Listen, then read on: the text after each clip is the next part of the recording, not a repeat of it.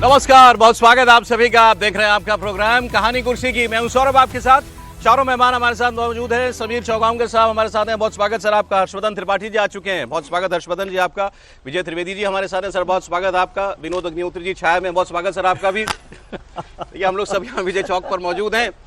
और आज की बड़ी खबर लेकिन पटना से है दोस्तों। पटना में all India Muslim Personal Law board की एक बड़ा प्रदर्शन वक्फ अमेंडमेंट बिल के खिलाफ किया गया है। और पटना ही क्यों चुना गया है अब ये बिल्कुल साफ है। वो उनको लग रहा है कि हमारा प्राइम जो टारगेट है वो नीतीश कुमार हैं। किसी तरीके से नीतीश कुमार का मन पसीजा जाए, किसी तरीके से नीतीश कुमार को दबाव में लिया जाए कि ये वक्फ अमेंडमेंट बिल मुसलमानों के खिलाफ है और अगर आप इस बिल का समर्थन करते हैं तो मुसलमान आपसे खफा हो जाएगा। ये प्रयास तो बहुत अरसे से चल रहे हैं लेकिन नीतीश कुमार पसीज रहे नहीं हैं। अब पटना जब एपिसेंटर बना है इस पूरे प्रदर्शन का, तो वहां पर लालू यादव का पहुंचना वो भी एक बड़ी खबर बनी। अब यूं तो लालू जी या उनकी पार्टी का समर्थन बड़ा स्वाभाविक है, लेकिन लालू जी की सेहत को देखते हुए उनका आज इस धरने प्रदर्शन में शामिल होना वो वहां पर काफी चर्चा का विषय है। और तेजस्वी यादव ने तो कहा भी कि देखिए इतने बुजुर्ग हो गए हैं, उसके आयु के बावजूद आज लालू जी आपके बीच में आए, ये छोटी बात नहीं है। इसका मतलब यह है कि हम दिल से आप लोगों के साथ हैं। कौन कौन बुलाया गया था मैं आपको बताता हूं। सत्ता पक्ष की तरफ से अभी भी उम्मीद छोड़ी नहीं है। दरअसल इन मुस्लिम संगठनों ने जो इस बिल का विरोध कर रहे हैं, जेडीयू को बुलाया गया था, वहां कोई नहीं जेडीयू से पहुंचा। चिराग पासवान की पार्टी को भी आमंत्रित किया गया था, वहां से भी कोई नहीं आया इस प्रदर्शन में। और टीडीपी को भी बुलाया गया था, टीडीपी की तरफ से भी कोई नहीं है। और जयंत चौधरी की पार्टी आरएलडी भी आमंत्रित थी। हमारी जानकारी के मुताबिक आरएलडी की तरफ से भी वहां पर कोई नहीं पहुंचा। तो सत्ता पक्ष से अभी भी इस प्रदर्शन के अंदर कोई नहीं आया। दूसरी ओर विपक्ष की अगर आप बात करेंगे तो कांग्रेस, आरजेडी, लेफ्ट और वाईएसआरसीपी ये आमंत्रित पार्टियां थीं। इनमें से बड़े चेहरों में तो केवल हमें वहां पर आरजेडी की तरफ से लालू यादव, तेजस्वी यादव दिखाई दिए। बाकी सब मॉरल सपोर्ट दे रहे हैं। कांग्रेस भी कह रही है हम आपके साथ हैं। पीके जरूर पहुंचे हैं, जन स्वराज पार्टी के थोड़ी देर पहले वो इस प्रदर्शन में शामिल होने के लिए पहुंचे, आप देख ही रहे हैं। वो बीच में दो लोग हैं और दूसरी ओर लालू यादव इधर जो हैं वो पीके पहुंचे हुए हैं। लेकिन जो बातें हुई हैं वहां पर वो आपको हम सुनाना चाहते हैं। तेजस्वी यादव ने कहा इंशाअल्लाह हम जीतेंगे इस लड़ाई में केंद्र सरकार के खिलाफ। और इमरान मसूद कांग्रेस पार्टी के वो कह रहे हैं हमारा पूरा समर्थन है। अख्तरुल ईमान ये एआईएमआईएम के विधायक हैं और वो भी वहां पर गए थे। उन्होंने भी एक बड़ी जोशीली तकरीर की और उन्होंने कहा हम सर कटा सकते हैं लेकिन अपनी मस्जिदें, अपने मदरसे, ये हम इस सरकार को इस पर हम कब्जा करने नहीं देंगे। और इसके बाद फिर स्टेटमेंट जगदम्बिका पाल जी का भी आया इस प्रदर्शन के ऊपर। जगदम्बिका पाल जी जो जेपीसी है सेंटर पार्लियामेंट की, उसके अध्यक्ष हैं इस बिल को लेकर के। और उन्होंने कहा कि ये लोग क्या करना चाहते हैं। ये लोग जो कब्जे हुए हैं वक्फ की प्रॉपर्टीज़ पर, वो कब्जे हुए रहने देना चाहते हैं, ये इनकी मंशा है, या फिर ये देश को विभाजन की ओर ले जाना चाहते हैं। तो वो भी एक बड़ी बात कह रहे हैं। तो तस्वीरें आपने देखी, अब जरा ये बयान भी आप सुनिए तो उसके बाद हम चर्चा करते हैं। लालू प्रसाद यादव जी आज यहाँ बीमार अवस्था में भी आप लोगों का साथ देने, यहाँ हम सब लोग आपके हाथों को मजबूत करने के लिए यहाँ पहुंचे हैं। और हम लोग किसी भी कीमत पर, चाहे सत्ता रहे या जाए, इसकी हम लोगों को परवाह नहीं है। लेकिन ये गैर संवैधानिक बिल और लोकतांत्रिक बिल का हम लोग पुरजोर सदन में भी विरोध किया था, संसद में भी विरोध किया था। और किसी भी कीमत पर हम लोगों का प्रयास है कि ये बिल पास ना हो। लेकिन अफसोस कि कुछ दल ऐसे हैं जो सत्ता के लोभ में इस बिल का समर्थन देने का काम कर रहे हैं। अगर एक होकर के हम लोग लड़े तो इंशाअल्लाह हम लोगों की जीत तय है और हम लोग संविधान को बचाने का काम करें। किसी भी कीमत पे नागपुरिया कानून को हम लोग लागू नहीं होने देंगे, नहीं होने देंगे।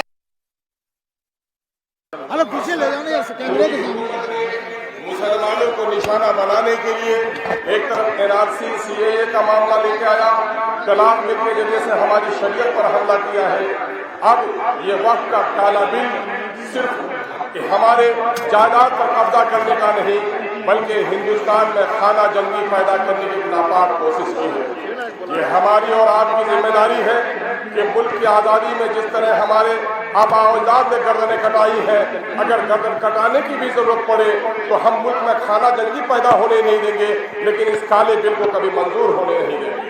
हमें अहद लेना पड़ेगा, हमें कसमें खानी पड़ेगी। ये जो हालात हुए हैं, हमें एहतसाब करना चाहिए कि कहीं न कहीं हमारी सफ़ों की दरार ने हमें बेवजन किया है। भारत को मुसल्लम बनाने के लिए, भारत को मजबूत बनाने के लिए हमने कुर्बानियां दी है, लेकिन जो लोग अंग्रेजों के कदम बोसी करते थे वो लोग आज हम पर उंगलियां उठा रहे हैं। All India Muslim Personal Law board Delhi के बाद पटना में प्रदर्शन कर रहा है। जो सत्ताधारी पार्टी के नेता है, जो लोग हैं, वो कह रहे हैं कि ये सब कुछ एक पूरी रणनीति के तहत हो रहा है। वक्फ संशोधन बिल तो मुसलमानों के हक में है, क्यों प्रदर्शन हो रहा है देश भर में? नहीं, क्या हक में है संशोधन बिल? आपने सारी जमीन हड़पने की तैयारी है, आप पूरी तरीके से बुलडोज करना चाहते हो, हमारी धार्मिक स्वतंत्रता छीनना चाहते हो, हर चीज के अंदर मदाखलत दखल अंदाजी आप करना चाहते हो, तो कहाँ है हमारे हक में? हमारे हक में नहीं है। ये झूठा नैरेटिव फैलाने का प्रयास किया जाता है, इसके अलावा कुछ भी नहीं है। तो आप लोगों के नेता दूसरे जाएंगे? हमारे सब लोग जाएंगे, सभी लोग, हमारा पूरा समर्थन है भैया। और all India Muslim Personal Law board, जिसको ज्वाइंट पार्लियामेंट्री कमेटी ने बुलाया, और उसके बावजूद भी वो जंतर मंतर में प्रदर्शन किया। अभी हमने रिपोर्ट सबमिट किया है, उसके आधार पर सरकार प्रूव करके अमेंडेड बिल लाएगी। अगर वो अमेंडेड बिल आएगा सदन में, वो बेहतरी के लिए होगा। अगर उस समय लगता है उनको कि ये कोई इसमें है जिससे उनको नुकसान हो सकता है, तब इसका विरोध करें। इससे साफ है कि सोची समझी रणनीति के तहत देश के मुसलमानों और अल्पसंख्यकों को गुमराह करना चाहते हैं। अब जितनी बातें आपने सुनी हैं, हर किसी के फोकस पर बात करते हैं। जैसे ये जो पॉलिटिकल पार्टियां हैं, आरजेडी हुई या कांग्रेस पार्टी, ये गए वक्फ के समर्थन में है, लेकिन इनको दिख रहा है वोट। अब इसमें तो ना कोई गलत बात है और ना कोई इसमें संदेह है कि उनको तो मुसलमान वोट से मतलब है। बिहार प्रदेश में लगभग 18 से 20% मुस्लिम आबादी रहती है और वो बहुत बड़ा वोट है। अब वो वोट पूरी लगभग विपक्ष की तरफ ही झुका हुआ है, उसका कुछ परसेंट जो है वो जेडीयू को मिलता आया है। इस बार उनकी कोशिश ये है, तेजस्वी यादव चाहते हैं कि वो उसका लार्जर शेयर वो हमारी तरफ आए। कांग्रेस पार्टी में एक नई जान जो है वो कांग्रेस वो मुस्लिम वोट के बदौलत आ चुकी है, इसलिए उनको लगता है पटना बिहार के इलेक्शन में उनको भी वो मुस्लिम वोट मिलेगा। लेकिन जो एक शब्द इस्तेमाल किया अख्तरुल इमाम ने, वो कह रहे हैं खाना जंगी के हालात पैदा हो जाएंगे।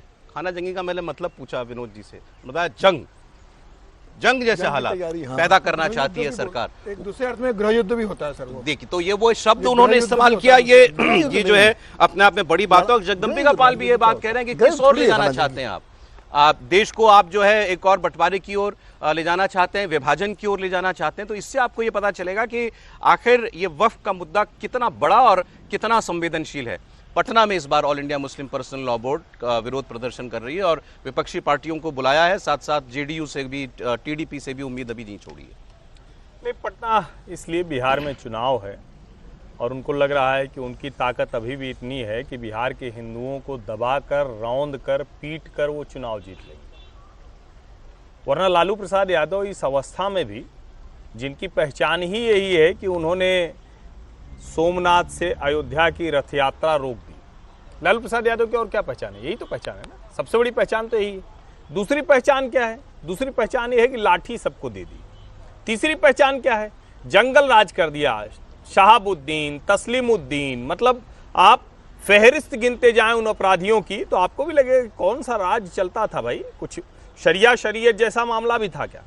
और ये सारे वो नेता हैं जिनको राम मंदिर वो राजनीतिक लगता है। तो ये देश के मुसलमान तो देख ही रहे हैं, देश के हिंदुओं को भी जरा इत्मीनान से देखना चाहिए कि आपके सामने लोकतंत्र के दायरे को तोड़कर, और लोकतंत्र के दायरे को तोड़कर जब मैं कह रहा हूं तो आपके लिए जेपीसी बन गई, बाकायदा जितनी चीजें थी वो हो गई। ऐसे तो कभी भी आप जेपीसी की मांगे ही ना करें फिर, क्योंकि जेपीसी तो हमेशा, और ये शरद पवार ने एक बार कहा था अडानी के संदर्भ में, जब राहुल गांधी मांग रहे थे, उन्होंने कहा जेपीसी से क्या निकलेगा? जेपीसी एक कंसल्टेशन का, स्मॉलर ग्रुप के पार्लियामेंटेरियन के कंसल्टेशन का मसला है। तो मुसलमानों को दिखाने के लिए इस अवस्था में भी लालू प्रसाद यादव इस गर्मी में, इस धूप में वहां उपस्थित हैं। तेजस्वी यादव पता नहीं कितनी ताकत लगाकर बोल रहे हैं, क्या साबित कर देना चाहते हैं, ये हिंदुओं को देख लेना चाहिए। हिंदुओं को यह भी देख लेना चाहिए कि राम मंदिर पर, प्रयागराज महाकुंभ पर किस तरह की बात मल्लिकार्जुन खड़गे से लेकर लालू प्रसाद यादव से लेकर दूसरे नेता ममता बनर्जी से लेकर बोलते रहे और वो सारे के सारे नेता वहां उपस्थित हैं। क्या वक्फ की लड़ाई इस देश में गृह युद्ध की लड़ाई हो सकती है? इसका जवाब पूछना चाहिए। क्या वक्फ इतना बड़ा मसला है? और मसला है अगर तो संवैधानिक दायरे में होगा, कानूनी दायरे में होगा। ये मुसलमानों की जमीन पर कब्जा करके बैठे कुछ सत्ता पोषित मुसलमान ये वो लड़ाई लड़े और उनके साथ सिर्फ उसी लिए कि मुसलमानों का वोट मिल जाए ये पार्टियां खड़ी हो जाए। लालू यादव का वहां जाना आपको बड़ी बात लगती है? खुद तेजस्वी कह रहे हैं इतनी बीमारी की हालत में भी आए हैं। स्वाभाविक है, मतलब बड़ी बात है, क्योंकि इस उम्र में इस स्वास्थ्य के दौरान भी वो आए हैं। लेकिन अब एक तो बिहार में आप चुनाव करवा रहे हैं और फिर इंतजार भी लालू जी को और तेजस्वी जी को बहुत लंबे समय से है सरकार में रहने का। और उनकी मुस्लिम परस्ती कोई नई चीज़ नहीं है, कोई ऐसा वो कोई अचानक बदल गए हो ऐसा नहीं है। मुस्लिम वोट जो है MY वोट के साथ वो लंबे समय से राजनीति करते रहे, तो उनका वहाँ पर पहुँचना मैं समझता हूँ बहुत महत्वपूर्ण है। इससे वहाँ के जो मुसलमान हैं या जो लोग लड़ाई लड़ रहे होंगे वक्फ की, उनको एक भरोसा हुआ कि भाई एक मजबूत लीडर या एक मजबूत पार्टी बिहार की वो उनके साथ खड़ी दिखाई दे रही है। अब चुनाव हो रहे हैं, अब तो पांडे जी भी पहुँच गए वहाँ पर पी के पहुँच गए हैं, है ना, तो वो पांडे जी भी वक्फ के खिलाफ लड़ाई लड़ रहे हैं। अभी जब हम बात कर रहे हैं कि वक्फ बिल को लेकर संवैधानिक लड़ाई का एक हिस्सा पूरा हो गया जब JPC में बात हुई, और अभी दूसरा हिस्सा है जब पार्लियामेंट में होगी, तो उस दौरान अपना माहौल अपना दबाव बनाने के लिए प्रदर्शन किए जाएं, दिल्ली में किए जाएं। अभी दिल्ली में हुआ था, पटना में हो रहा है, उससे कोई बड़ा फर्क नहीं पड़ता। वो कह रहा हूँ बदल कुछ नहीं रहा। हाँ। कोई नई पार्टी वहां पहुंची हो, किसी नए दल का समर्थन मिला हो, वो नहीं हो रहा है। नहीं वो ठीक है, तो उससे क्या फर्क पड़ता है? फिर भी आपको अपनी बात कहने के लिए प्रदर्शन करना, कोई नहीं आ रहे लोग नहीं आ रहे होंगे तो भी ठीक है, नहीं आ रहे तो भी ठीक है, अपनी बात करने के लिए कर रहे हैं। लेकिन आप ये कहें कि ये गृह युद्ध की तरफ बढ़ रहा है, पहले तो तय कर लें। अभी तक हम चर्चा कर रहे थे कि वक्फ बिल जो है वो अमीर मुसलमानों, अशरफ मुसलमानों और पसमानदा मुसलमानों के बीच की लड़ाई है। अब आप इसको कह रहे हैं कि हिंदुओं को देख लेना चाहिए, तो क्या ये हिंदू मुसलमानों के बीच की लड़ाई है वक्फ बिल? पहले ये तय हो वक्फ बिल किसके खिलाफ है, क्या हिंदुओं के खिलाफ है या अमीर और पसमानदा मुसलमानों के बीच की लड़ाई? मंच से कहा गया ना खाना जंगी के हालात पैदा हो जाएंगे। हाँ तो नहीं, तो मैं ये कह रहा हूँ कि हम कैसे देख रहे हैं उसको। अभी तक सरकार जो है बार बार अशरफ और पसमानदा मुसलमानों के बीच की लड़ाई मानती है कि ये पसमानदा मुसलमानों को अधिकार देने की जो बात है वो नहीं दे रहे, तो उस तरह से लड़ने देना चाहिए उसमें, है ना। और गृह युद्ध क्या हो रहा है मुझे समझ नहीं आता, कोई भी प्रदर्शन को आप गृह युद्ध क्यों कहते हैं? नहीं, हम लोग नहीं कह रहे हैं। क्या गृह युद्ध हो रहा है? प्रदर्शन करना गृह युद्ध की तरफ ले जाना नहीं होता ना। कोई भी मांग के लिए कोई भी लोग डेमोक्रेटिक प्रोसेस से, बल्कि शांति से कर रहे हैं प्रदर्शन। सर हम भी वही सवाल पूछ रहे हैं। हाँ। ये क्या भूमिका बनाई जा रही है इन प्रदर्शनों में? नहीं, अपनी बात को रखने की कोशिश हो रही है, अपनी बात रखने की कोशिश हो रही है। No problem. हाँ। जब आप वहां ऐसे शब्द इस्तेमाल करते हो, जब असदुद्दीन ओवैसी कॉल देते हैं कि अब बड़े प्रदर्शन का वक्त आ गया है, अब तो प्रदर्शन का क्या स्वरूप बड़े होगा? प्रदर्शन का से क्या दिक्कत है आपको बताइए मुझे? बड़े प्रदर्शन से दिक्कत है? वोट में ये जो वोट क्लब हुआ करता था 91 में, मुझे ध्यान है कि मंदिर को लेकर कितनी बड़ी, उतनी बड़ी तो अभी तक कोई प्रदर्शन ही नहीं हुआ। और आप 67 को ध्यान दीजिए, जब करपात्री महाराज थे, गौ सेवा वो गो हत्या को लेकर कानून बनाने को लेकर बात हो रही थी, गो हत्या को लेकर मांग कर रहे थे, करपात्री चले गए थे, विजय चौक पर चले गए थे, उसमें तो लोग मारे भी गए थे, लाखों लाख लोग हुए थे। तो लाखों लाख लोगों गोली चलवा दी। हाँ, तो जो प्राइम मिनिस्टर होगा वही गोली तो उसी सरकार पर आएगा। प्रदर्शन कर रहा है, इसको इतना नेगेटिव तरीके से देखने की या डर की क्या देखना चाहिए? क्यों नहीं? और मैं ये कह रहा हूँ, मान लो नहीं आ रहे लोग तो भी कोई बात नहीं। एक चीज मैं किसी को दोष नहीं दे रहा हूँ, लेकिन दिल्ली में दंगे भी हुए 2020 के अंदर, उसकी भूमिका कैसे तैयार हुई? सीए के विरोध उसके बाद आप एक लाइन एक पैरा हो जाता है, वो एक लाइन नहीं होती। देखिए, जब अब ये अच्छा जिक्र किया इन्होंने, आस्थाओं का फैसला अदालत नहीं करती। हाँ, आस्था फैसला कुछ भी हो लेकिन मंदिर वहीं बनेगा, ये सब नारे लगते थे नहीं लगते थे इसी देश में? बड़ी बड़ी रैलियां होती थी नहीं होती थी? और तो इसलिए तब कोई गृह युद्ध की बात थोड़ी होती थी।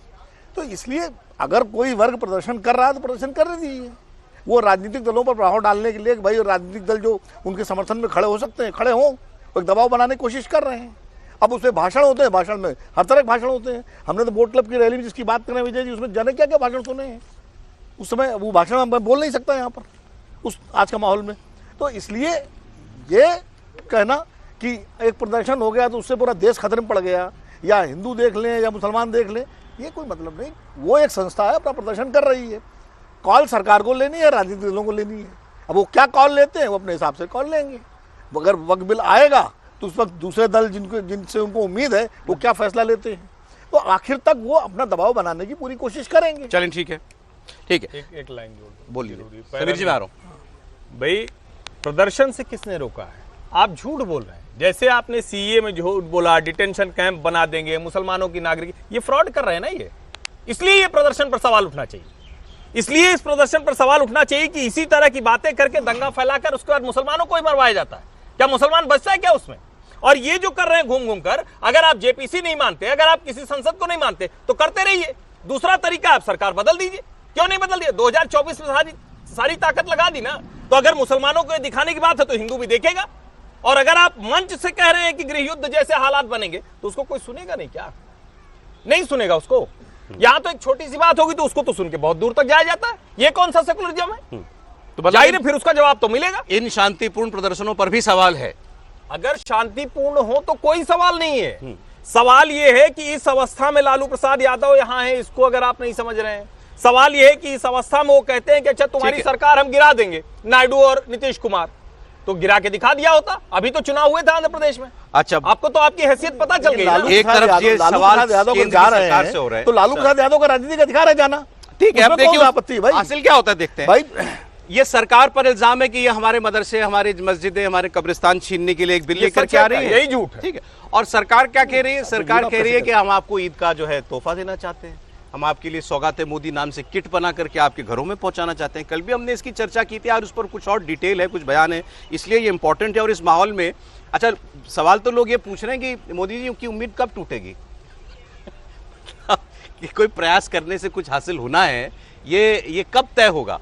तो इसमें आपको दो बयान में सुनाता हूं। कल तक ये था कि केवल मुसलमानों को, मोटे तौर पर मुसलमानों को ही ये किट भेजी जाएगी, लेकिन उसके बाद गुड फ्राइडे भी आएगा, और भी त्योहार हैं, ईसाई धर्म के त्योहार हैं, क्रिसमस आएगा, गुरपूरब आने वाला है, तो उस पर नहीं अभी कुछ एक हफ्तों के अंदर तो उसमें सिखों के घरों में भी, ईसाइयों के घरों में भी ये किट बांटी जानी है।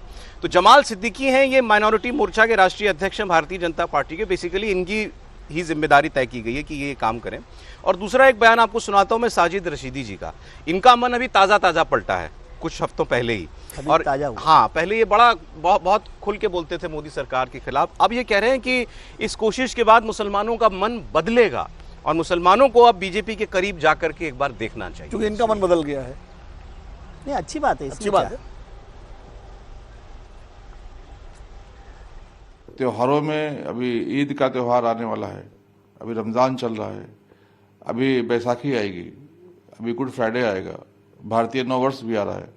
तो इन त्योहारों पे हमने तय किया है कि जब हमारे अल्पसंख्यक मोर्चे कार्यकर्ता जाएंगे तो प्रधानमंत्री श्री नरेंद्र मोदी जी की तरफ से एक किट देंगे, जिसको हमने सौगाते मोदी कहा है। उसमें खाने पीने के सामान होंगे, उसमें हमने जो हमारी घर की महिला है, जो प्रमुख है हमारी, उसके लिए हमने एक सूट का कपड़ा भी रखा हुआ है। तो ऐसे ये किट बनाकर हम जो हमारे भारतीय जनता पार्टी के कार्यकर्ता हैं वो जाएंगे और सौगाते मोदी का किट देकर उनके खुशियों में रंग भरने का काम करेंगे। जिन लोगों ने 65 साल हमें तुष्टीकरण के नाम पर बीजेपी से डराया है,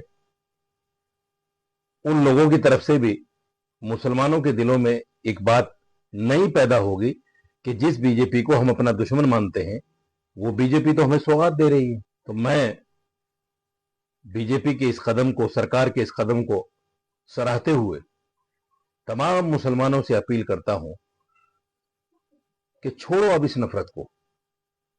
अब वक्त आ गया है कि हम विपक्ष की चिकनी चुपड़ी बातों में ना आए, उनके डराने में ना आए, और जो हमारे उलमा हमें बीजेपी से डराने का काम करते हैं, हमें आरएसएस से डराने का काम करते हैं, उनके डराने में ना आए और बीजेपी को भी आजमा कर देखें। सबीर जी, पहले मुसलमानों का मन बदलेगा या मोदी जी का बदलेगा, मतलब बीजेपी का? देखिए, मुझे लगता है साजिद रशीद ने जो बात बोली है मुस्लिम समाज को, उन्होंने जो अपील की है, मुझे लग रहा है पूरे मुस्लिम समाज को बहुत ध्यान से सुनना चाहिए कि किस तरीके से उन्होंने बताया कि भाई भारतीय जनता पार्टी जिस तरीके से और जिस तरीके से अभी तक मुसलमानों के नाम से, भारतीय जनता पार्टी के नाम से, राष्ट्रीय स्वयंसेवक संघ के नाम से मुसलमानों को डराया गया और एक वोट बैंक की राजनीति होती रही, उससे बाहर निकलने का वक्त आ गया है मुस्लिम समाज को। और उनको देखना चाहिए कि 2047 का विकसित भारत के लिए जो प्रधानमंत्री मोदी ने सपना देखा है, सबका साथ सबका विकास की प्रधानमंत्री मोदी बात कर रहे हैं, और जो भी सरकार की योजना है, केंद्र सरकार की योजना है, उसमें सबको बराबर का हक मिल रहा है। तो मुझे लग रहा है कि मुस्लिम समाज भी ये समझ रहा है। और जिस तरीके से गुजरात के नगरीय निकाय चुनाव के परिणाम आए कि भारतीय जनता पार्टी के 60 से ज़्यादा जो पार्षद मुस्लिम समाज से जीत कर आए, ये बता रहा है कि मुस्लिम समाज को अब लग रहा है कि भाई अगर देश का विकास है, हमारा विकास है, समाज का विकास अगर हो रहा है तो हमें उनके साथ जुड़ना चाहिए। देखिए अभी जो बिहार की बैठक की जो बात हो रही है, बिहार में तो बैठक होगी ना, बिहार में चुनाव है, लेकिन ये शांतिपूर्ण प्रदर्शन इसे मत देखिए आप। शांतिपूर्ण प्रदर्शन के पीछे जो अशांति भड़काने वाले जो बयान दिए जा रहे हैं, मुझे लग रहा है वो ध्यान देने वाली बात है। और लालू प्रसाद यादव तो स्वास्थ्य के आधार पर बेल पे बाहर है ना अभी कोर्ट से, तो वो आराम करने के लिए मिला था उन्हें, चुनाव प्रचार करने के लिए, रैलियों में जाने के लिए। अगर ये उतनी तरह फिट है तो सुप्रीम कोर्ट को सोचना चाहिए कि अब उनकी बेल खारिज की जाए या उन्हें तमाम तरह के चुनाव गतिविधियों में शामिल होने की अनुमति दी जाए। जिस आधार पर आपने बेल ली है उसको आप दरकिनार करके आप पूरे चुनावी एक्टिविटी के अंदर शामिल हो, तो मुझे ये भी एक बात देखने वाली बात है। देखिए बिहार में तो इस बात का वक्फ बिल का जोर रहेगा, क्योंकि जिस राज्य में चुनाव होता है वही जोर आजमाइश होती है, वही दबाव होता है। वक्फ बिल के लिए मुसलमानों को लग रहा है कि नीतीश कुमार को चुनाव लड़ना है बिहार विधानसभा का, अगर अभी थोड़ा दबाव बना देंगे तो चुनाव को देखते हुए शायद नीतीश कुमार हमें समर्थन दे दे और केंद्र की सरकार नीतीश कुमार के साथ में तो नीतीश कुमार आ जाए, यह कोशिश जारी है। लेकिन मुझे लगता है कि नीतीश कुमार का स्टैंड बहुत साफ है। उनका जो रुख था वो लोकसभा में लल्लन सिंह बता चुके हैं, भारतीय उनके संगठन के जो पदाधिकारी वो बता चुके हैं, और अब मुझे लगता है कि नीतीश कुमार कहीं नहीं जाने वाले हैं। अच्छा, विपक्ष की लड़ाई तो मुस्लिम वोट की है ना, निश्चित रूप से, बिल्कुल लालू का यहाँ जाना और सब करना। बिल्कुल। बिहार की हम लोग बात कर रहे थे, ऑल इंडिया मुस्लिम लॉ बोर्ड का बड़ा प्रदर्शन वहां पर हुआ वक्फ बिल के खिलाफ, और लालू जी उसमें पहुंचे हैं बीमारी के बावजूद। तेजस्वी ने कहा देखिए आपके बीच में आए हैं अस्वस्थ अवस्था में भी, तो ये बता रहा है कि वहां पर लड़ाई इस वक्त कितनी शिद्दत से लड़ी जा रही है। इस साल वहां पर चुनाव भी होने, लड़ाई कांग्रेस भी इस बार थोड़ा अलग तरीके से लड़ने के प्रयास में है। राहुल गांधी ने, मल्लिकार्जुन खड़गे साहब ने कल दिल्ली में अपने बिहार के नेताओं की एक बड़ी मीटिंग बुलाई थी, उसमें सब आए, प्रदेश अध्यक्ष, प्रदेश प्रभारी और वहाँ के सारे उनके विधायक वगैरह सब। और कल हम लोगों ने चर्चा की थी क्या कांग्रेस पार्टी वहाँ पर अपने दम पर खड़े होने के प्रयास में कहीं अकेले लड़ने तक की सोच तो नहीं रही है कि चुनाव इस बार महागठबंधन से अलग अपने दम पर लड़ा जाए, जैसे दिल्ली में लड़ा था, अलायंस नहीं किया आम आदमी पार्टी के साथ। तो वहाँ से खबर निकल की मीटिंग से आई कि ज़्यादातर लोगों ने अपनी राय व्यक्त की लड़ना तो हमको महागठबंधन में ही चाहिए, मतलब लालू जी की तेजस्वी यादव के साथ मिलकर ही लड़ना चाहिए, लेकिन अपनी ज़मीन मजबूत करते रहें, यही संदेश उनको दिया गया है। और उसमें एक बड़ा पैरामीटर जो है वो मुस्लिम वोट का है, कन्हैया कुमार की यात्रा को भी उससे जोड़ करके देखा जा रहा है। लेकिन हैरानी एक स्टेटमेंट से हुई, जो वहाँ के प्रदेश प्रभारी हैं उन्होंने ये कहा कि हम सब मिल बैठकर तय करेंगे कि हमारा सीएम का चेहरा कौन होना चाहिए कि नहीं होना चाहिए, किसी को आगे करके चुनाव लड़ें या ना लड़ें। और बाकी एक और बयान आया, उन्होंने कहा कि भाई मुख्यमंत्री कौन बनेगा ये तो जब चुनाव में जीत हो जाएगी उसके बाद हम लोग मिल बैठकर तय करेंगे। बिहार प्रदेश में इस किस्म का बयान आना थोड़ी हैरानी की बात है, क्योंकि वहाँ गठबंधन के एक सर्वमान्य नेता के तौर पर लालू यादव, तेजस्वी यादव मौजूद हैं। तेजस्वी यादव उप मुख्यमंत्री की भूमिका में 2 बार वहाँ पर रह चुके हैं और उनकी पार्टी उनको खुले तौर पर मुख्यमंत्री के तौर पर प्रोजेक्ट करती है। कांग्रेस पार्टी ने कभी इस पर ऐतराज़ भी नहीं किया। तो अब अचानक ये बात कहना कि हम लोग ये सब बाद में तय करेंगे, ये तब हो रहा है जब लालू जी ने अभी बयान दे दिया कि तेजस्वी को मुख्यमंत्री बनने से कोई माई का लाल नहीं रोक सकता। तो ये बात फिर कांग्रेस पार्टी को क्यों नहीं मालूम है, या कांग्रेस पार्टी इसको अभी तक एंडोर्स क्यों नहीं कर रही है? क्या ये भी एक प्रेशर बिल्डिंग टैक्टिक्स है आरजेडी के ऊपर? अच्छा, कांग्रेस की निगाह केवल ज्यादा सीटें मिल जाए लड़ने के लिए उस पर है, या वो वाकई अपना वोट शेयर जो है उसको भी बढ़ाने पर गंभीरता से इस बार प्रयास करती हुई दिखाई दे रही है? जेडीयू कह रही है कि साहब अब देख लीजिए आप, आरजेडी और कांग्रेस दोनों अभी से एक दूसरे को आंखें दिखाने लगे हैं और ये गठबंधन चुनाव आते आते बिखर जाएगा। 3 बयान आपको सुनाता हूं। सरकार बनावलो, मनोज के जिम्मेवारी दलो इलाका का पूरा फेर, कल्याणपुर और जिला के सरकार बनावे के बाद और सरकार तेजस्वी के नेतृत्व में बनी और इसको कोई भी माई दलाल बिना नहीं करता। इंडिया गठबंधन जब बैठेगी, सीट्स के बारे में चर्चा करेगी, मुख्यमंत्री कौन होगा कौन नहीं होगा घोषित करना है नहीं करना है, ये सामूहिक फैसला होगा, उस पर अभी कोई टिप्पणी देना उचित नहीं रहेगा। पार्टी आने वाले बिहार के चुनाव बीजेपी और उनके साथी दल को इंडिया गठबंधन के हिस्सा रहते हुए मजबूती से लड़कर जीतने का प्लान करेगा। सर्वसम्मति से कांग्रेस पार्टी का आने वाले बिहार में रणनीति तय हुआ और हम सब मिलजुल कर इकट्ठा होकर बिहार में बीजेपी और उनकी जो साथी दल हैं उनके सामने करेंगे। कांग्रेस पार्टी के मन के अंदर अब क्या सवाल हुआ, चूंकि कांग्रेस पार्टी के नेता राहुल गांधी जी गाय गिनने के लिए गए थे गौशाला, तो वहां पर राजनीतिक अपमान हुआ, क्या हुआ। उसके बाद कांग्रेस कहीं न कहीं इस बात का एहसास करा रहा है, चूंकि तेजस्वी यादव ने कहा कि कांग्रेस पार्टी के साथ हमारा गठबंधन लोकसभा चुनाव के लिए था, तो अब विधानसभा चुनाव प्रस्तावित है, कांग्रेस पदयात्रा कर रही है और उम्मीदवार खोजो यात्रा में तेजस्वी यादव निकले हैं। अब कौन किस पर भारी पड़ेगा ये तो भविष्य का बात है। विनोद जी, ये अलग अलग सुर क्यों सुनाई दे रहे हैं? लालू जी कह रहे हैं माइकल लाल तेजस्वी को नहीं रोक सकता सीएम बनने से, कांग्रेस कह रही है हम देखेंगे बाद में बात करेंगे। देखिए, इसमें ये रणनीति समझिए। लालू जी का ये कहना स्वाभाविक है क्योंकि राष्ट्रीय जनता दल पार्टी जो है वो लालू परिवार की पार्टी है और लालू परिवार में विरासत का फैसला हो चुका है। लालू जी की जो विरासत है वो तेजस्वी यादव के पास है और 2020 में भी तेजस्वी यादव को प्रोजेक्ट करके चुनाव लड़ा गया था कि अगर सरकार बनेगी तो तेजस्वी यादव ही मुख्यमंत्री होंगे। कांग्रेस इसमें एक भ्रम बनाए रखना चाहती है। उसका मानना ये है कि जब हम तेजस्वी को अगर आगे कर देंगे तो जो गैर यादव ओबीसी है, दलित वोट है, वो बिखर जाता है और वो चला जाता है एनडीए की तरफ। तो ये अगर हम भ्रम बनाए रखें कि स्थिति ये भी हो सकती है कि तेजस्वी की जगह कोई और बने, कोई गैर यादव बने, तो उसका एक फायदा हमको मिल सकता है। ये एक रणनीति कांग्रेस के अंदर। लेकिन क्या वो ये भ्रम बनाए रखने की पोजीशन में है या ताकत है इतनी? नहीं, पोजीशन में अब है या नहीं ये तो अलग बात है, लेकिन एक रणनीति की मैं बात कर रहा हूँ जो वहाँ बातचीत में चीजें निकल के आती है। बिहार के कांग्रेस नेताओं से अगर आप बात करो, कहते हैं कि तेजस्वी को प्रोजेक्ट करके हम 2020 में देख चुके हैं और अंत में आके एमओआई वाला और जंगल राज वाला बैगेज सामने आ जाता है और एनडीए को मौका मिल जाता है। इसलिए हम अगर मुख्यमंत्री का फैसला चुनाव के बाद छोड़ देंगे तो एनडीए को मौका नहीं मिलेगा ये कहने का, क्योंकि कोई भी मुख्यमंत्री हो सकता है। ये एक रणनीति है, कितनी सफल होगी कितनी नहीं होगी ये कांग्रेस की रणनीति है। अब क्या लालू प्रसाद यादव इसके लिए तैयार होंगे?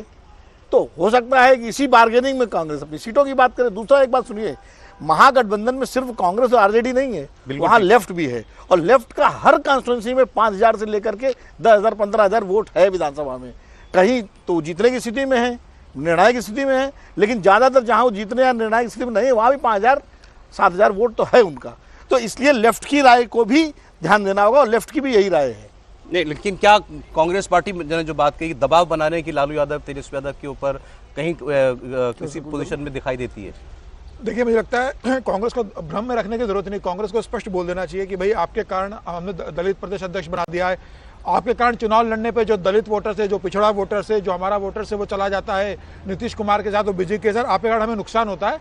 कांग्रेस को कह देना चाहिए भाई हम चुनाव अलग लड़ेंगे, हमारा वोटर आपसे दूर रहेगा, हम आपसे अलग चुनाव लड़ेंगे और उसके बाद जो तय होगा उसके हिसाब से हम तय करेंगे। वो तो उन्होंने वो अभी आपने सुना ना बयान कांग्रेस का, उन्होंने कहा हमारी तो सब हमारी सर्वसम्मति से पोजीशन क्लियर है, हम महागठबंधन के साथ ही लड़ रहे हैं। नहीं, ये अभी कहा, लेकिन कृष्णा अलवारू का जो बयान आया था वो भी बहुत महत्वपूर्ण। उन्होंने कहा था कि अभी सीटों का डिस्ट्रीब्यूशन हुआ नहीं है, अभी ये देखा जाएगा कि हमें गठबंधन में कितनी सीटें मिलती है और कौन सी सीटें मिलती है, उसके बाद हम तय करेंगे कि हमें गठबंधन में कब तक बने रहना है या हमें चुनाव लड़ना है। यह फैसला अभी होगा नहीं, ये टिकट वितरण जिस तरीके से होगा उसके हिसाब से तय होगा।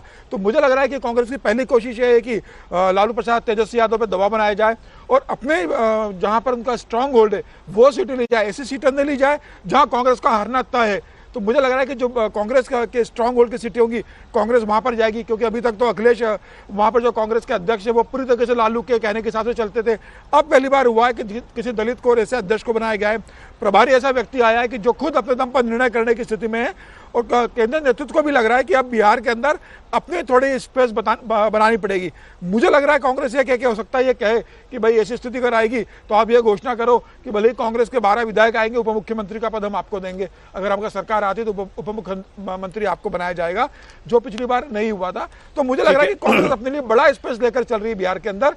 देखना की बात होगी कि सीटों डिस्ट्रीब्यूशन में इनके बीच कैसे सहमति बनती है। कांग्रेस बस ज्यादा सीटें हासिल करना चाहती है, उद्देश्य उतना ही दिखाई दे रहा है आपको, या बाकी ग्राउंड में जैसा सर बता रहे थे कि भाई ये नाराज हो जाता है, हमारे वोटर हमारा खिसक जाता है, जब आरजेडी को हम बहुत प्रमुखता से प्रोजेक्ट करते हैं तो लड़ाई वोट की भी है। वो पटना लोकसभा चुनावों से पहले का पटना की बैठक और आज मेरे को ये समझ में नहीं आ रहा है। इसमें थोड़ा सा मुझे कन्फ्यूजन है कि कांग्रेस भ्रम बनाए रखना चाहती है या कांग्रेस भ्रम में रहना चाहती है। वो भ्रम था जब नीतीश कुमार जी को गठबंधन का नेता बनाने की बात हो रही थी, आपको याद हो, इंडिया गठबंधन की, और तब भी वो भ्रम बना हुआ था कि राहुल जी बने या प्रधानमंत्री जो है बाद में चेहरा तय होगा। अरे आपको अपनी दुकान मतलब अपनी ताकत पता होती है ना। क्या कांग्रेस आज इस ताकत में है?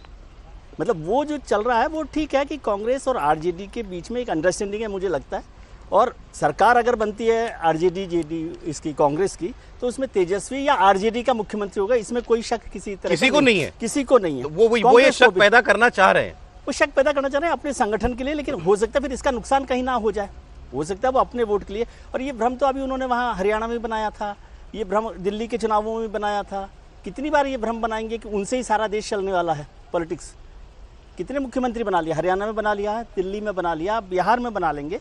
बिहार में वो ताकत बढ़ रही है, लेकिन उतनी ताकत बढ़ रही है क्या? तो क्या करना चाहिए? तेजस्वी को खुलकर एंडोर्स करें, प्रोजेक्ट करें, सीएम के लिए एंडोर्स ना करें, एक अंडरस्टैंडिंग रखे और इस संगठन जो गठबंधन है इसको मजबूती के साथ बनाकर रखे। अगर ऐसा नहीं किया जा रहा और वो समझ रहे हैं कि बहुत मजबूत हो गए हैं तो ईश्वर कृपा करेगा उन पर। बाकी कसर जो है वो आरजेडी पूरा जेडीयू पूरा करना चाहती है, वो याद दिला रही है कि भाई एक बात कह दूं मैं, आपने कहा कि वो आंखें दिखा रहे हैं, कांग्रेस जो है आरजेडी को आंखें दिखा रहे हैं, वो दोनों एक दूसरे को आंखें दिखा रहे हैं, जेडीयू आंखें चुरा रहा है। नहीं, वो ये भी याद दिला रहे हैं कि तेजस्वी ने अभी तो बयान दिया था कुछ महीने पहले कि दिल्ली के विधानसभा चुनाव के वक्त बयान दिया था उन्होंने कि ये अलायंस इंडिया गठबंधन जो बना था ये तो केवल लोकसभा के लिए बना था, विधानसभा के लिए तो था ही नहीं। देखिए 20 साल हो गए, लालू यादव को पूरी ताकत देके भी कांग्रेस कुछ पाई नहीं, न ही लालू यादव वहाँ की सत्ता में वापस आ पाए। राष्ट्रीय जनता दल की इस पहलू को समझिए। कांग्रेस पार्टी को आप कह सकते हैं, क्योंकि होता क्या है जब कोई कमजोर है तो उसकी लाख बुराई तो हम बता ही देते हैं। कल ही मैंने कहा था कि बार बार हम ही विश्लेषक लोग कहते हैं कि कांग्रेस जहां भाजपा से लड़ती वहां हार जाती है, तो वहां भाजपा से कौन लड़ रहा है? लालू जी लड़ रहे थे। हर बार तो हार जाते हैं, बुरी तरह से मुंह की खाते हैं। अगर नीतीश जी ने हाथ न दिया होता तो उनका बेटा उप मुख्यमंत्री और मंत्री नहीं बनता। कर्नाटक और तेलंगाना और हिमाचल में दिखा दिया हमारी अपनी ताकत है, हम भाजपा को भी हरा देते हैं, हम दूसरे क्षेत्रीय दल केसीआर को भी यानी बीआरएस को भी हरा देते हैं। कांग्रेस पार्टी थोड़ा आगे की नीति पर आप काम कर रही है। तेजस्वी यादव में उनको लगता है कि एक स्थिरता, एक स्टैग्नेशन है जिसके आगे तेजस्वी नहीं जा पा रहे। ये इसको समझिए आप। वो खुद जा पा रही है, वो कोशिश कर रही है और जाती दिख रही है ना, उसका मतदाता प्रतिशत बढ़ रहा है। आप इसको माने ना माने, अभी चूंकि है क्या कि वो इतने नीचे खड़ी है कि आप उसको नहीं स्वीकार करेंगे। 6% से 9% पर आई है कांग्रेस पार्टी। सवाल 6% से 9% का नहीं है, सवाल ये है कि जब दिल्ली में आप खत्म हो गए, एक पार्टी आपका पूरा हिस्सा मार के लेके चली गई, तो आप करेंगे नहीं ठीक है भाई, अरविंद केजरीवाल के मुख्यमंत्री बने रहने से कांग्रेस को क्या लाभ हुआ बताइए? पंजाब भी उनके हाथ से चला गया, कांग्रेस को क्या लाभ हुआ बताइए? अरविंद केजरीवाल हरियाणा में भी जाके लड़ाए, कांग्रेस को क्या लाभ हुआ बताइए? कांग्रेस की 50 मुश्किलें हैं, लेकिन सबसे बड़ी मुश्किल क्या है? उसको अपनी ताकत पहचानना होगा। वो नेशनल पार्टी है, राष्ट्रीय पार्टी की तरह व्यवहार करना होगा, और बिहार में उसकी रणनीति एकदम दुरुस्त है। आप उस लिहाज से देख रहे हैं कि भाई भाजपा को हरा पाएंगे कि नहीं, एक सरकार उनकी होगी कि नहीं, उनकी अपनी पार्टी की क्या स्थिति रहेगी इससे तय होगा ना। तो मुझे लगता है बिल्कुल दुरुस्त बात है कि राहुल गांधी की कांग्रेस वो कह रही है कि हम अपनी ताकत। राहुल गांधी पार्लियामेंट में अभी बोले और उन्होंने शिकायत की है कि मुझे बोलने नहीं दिया जाता है। लोकसभा में उन्होंने कहा कि मुझे बोलने से रोका जा रहा है, जब भी मैं बोलने के लिए खड़ा होता हूं मुझे बोलने नहीं देते। हाउस में जब भी मैं उठता हूं एक कन्वेंशन है, लीडर ऑफ ऑपोजिशन को बोलने दिया जाता है। भैया ये माइक मेरे मुंह में मत लो। लीडर ऑफ ऑपोजिशन को एक कन्वेंशन है कि बोलने दिया जाता है। जब भी मैं खड़ा होता हूं मुझे बोलने नहीं दिया जाता है, ठीक है? नहीं मतलब ये किस प्रकार से हाउस चल रहा है, जो हम कहना चाहते हैं हमें कहने नहीं देते हैं। तो पार्लियामेंट्री अफेयर्स मिनिस्टर के खिलाफ भी प्रिविलेज नोटिस लेकर आए थे क्योंकि वो लाना पड़ा है। द होल स्पिरिट मैंने कुछ नहीं किया है। उन्होंने ये कहा, मुझे बोलने दीजिए, मैंने कुछ नहीं किया है। मैं बिल्कुल शांति से बैठा था, मैंने एक शब्द नहीं बोला, ठीक है? और पिछले मतलब 7-8 दिन में मुझे बोलने नहीं दिया, मैंने कुछ नहीं बोला है। आपको क्या मैडम मुझे बोलने दीजिए, मुझे मैं बोल रहा हूं, मुझे इंटरप्ट मत कीजिए। तो ये एक नया तरीका है जहां डेमोक्रेसी में ऑपोजिशन की जगह होती है और सरकार की जगह होती है। यहाँ पे ऑपोजिशन की जगह है ही नहीं, यहाँ पे सिर्फ सरकार की जगह है। और हम उस दिन प्रधानमंत्री जी ने कुंभ मेला के बारे में बोला, मैं अपनी बात जोड़ना चाहता था। मैं कहना चाहता था हाँ बहुत अच्छा है कि कुंभ मेला हुआ, और मैं बेरोजगारी के बारे में भी कुछ कहना चाहता था, नहीं बोलने दिया।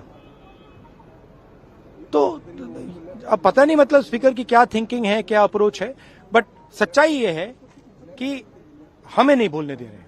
और हम हमारी पार्टी विपक्षी मेन पार्टी है, मैं लीडर ऑफ ऑपोजिशन हूं, तो ये बिल्कुल नॉन डेमोक्रेटिक स्टाइल से चलाया जा रहा है।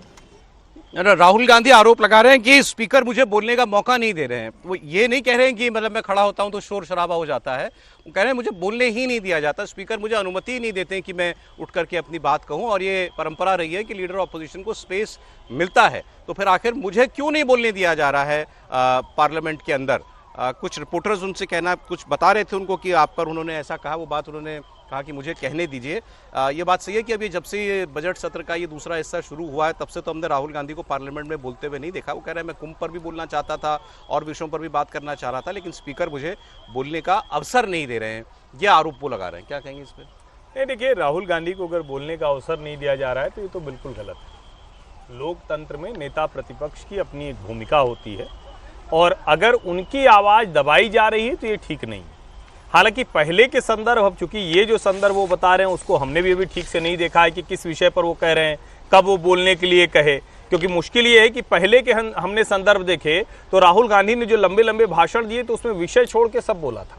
ये भी एक बड़ी विचित्र स्थिति है, लेकिन उसके बावजूद बोलने का अवसर मिलना चाहिए, जिन विषयों पर वो बात करना चाहते हैं वो मिलना चाहिए। और एक जो सबसे जरूरी बात है, क्या विपक्षी पार्टी सदन का कोई कंस्ट्रक्टिव पॉजिटिव एजेंडा तय करके वो देश को बताएंगे कि आज हम इन विषयों पर बात करना चाह रहे थे और हमको नहीं बोलने दिया। क्योंकि अक्सर होता क्या है ना कि वो सरकार से टकराव के मोड में रहते हैं। नहीं, हम तो मुझे लगता है वहां भी जाना चाहिए। बाकी राहुल जी अगर हम तो तुलना देखिए राज्यसभा से कर सकते हैं। मल्लिकार्जुन खड़गे अक्सर अपनी बात रखते हुए दिखाई देते हैं राज्यसभा के अंदर, भगवान नोकझोंक होती है, लेकिन वो अलग वो गंभीर बात ये कह रहे हैं कि मुझे पिछले 7-8 दिनों से तो एक बार भी मौका नहीं दिया बोलने का।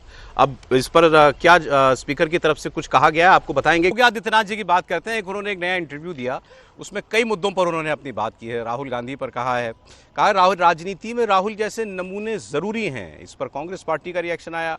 वक्फ पर बोले कि कब तक ये वक्फ की जमीनों पर कब्जा करके रखेंगे, कभी तो इसका अंत किसी को करना था, हम कर रहे हैं। संभल मथुरा पर उन्होंने कहा कि ये इंपॉर्टेंट बयान है कि हम कानून का पालन ही कर रहे हैं, अगर कानून का पालन ना करते तो क्या से क्या हो जाता, तो इसकी भी व्याख्या करनी ज़रूरी है। और आगे उन्होंने ये भी कहा कि देश में कहा जाता है मुसलमान असुरक्षित हैं, तो हिंदू जब तक सुरक्षित है मुसलमान भी देश के अंदर सुरक्षित हैं। तो हर बयान जो है बड़ा लोडेड बयान है योगी जी का, और आजकल तो बड़ा खुलकर वो कह रहे हैं, अपनी बातें करते हैं। अभी इसी इंटरव्यू में उनसे ये भी कहा गया था कि आप बड़ी दबंगई से चल रहे हैं आजकल, तो उन्होंने कहा नहीं, ये तो शराफत है भी जो आपको दिखाई दे रही है। तो सुनिए जरा, पहले राहुल गांधी वाला बयान मैं आपको दिखा देता हूं, फिर उसके बाद बाकी बयान की चर्चा करेंगे। राहुल गांधी पर जो योगी आदित्यनाथ बोले, इनका भारत जोड़ो, भारत तोड़ो अभियान का हिस्सा है। ये जहां जाते हैं, दक्षिण में जाएंगे तो उत्तर भारत की निंदा करेंगे, उत्तर में आएंगे तो दक्षिण की निंदा करेंगे, भारत से बाहर जाएंगे तो भारत की निंदा करेंगे। इसलिए इनके आचरण को देश समझ चुका है, लेकिन भारत की राजनीति में